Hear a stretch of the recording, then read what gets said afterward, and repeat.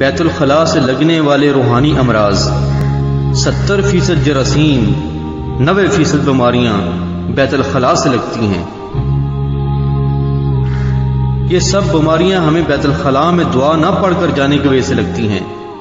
اس کے علاوہ جنات کی طرف سے غضب و انتقام، معاشی پریشانیاں، جادو، جنات، گھر میں لڑائی جھگڑے بھی صرف بیت الخلاء کی چھوٹی سی مسنون دعا نہ پڑھنے کی وجہ سے لگتی ہیں۔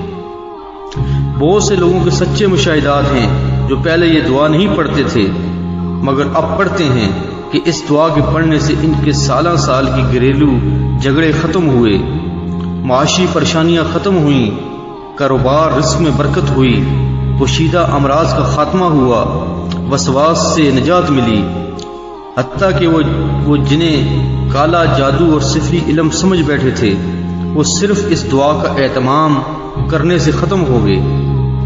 ڈپریشن سے آج کون واقف نہیں؟ ہر دوسرا شخص اس مرض میں مبتلا ہے۔ آپ کو یہ سن کر بھی حیرت ہوگی کہ ڈپریشن کا علاج بھی یہی دعا ہے۔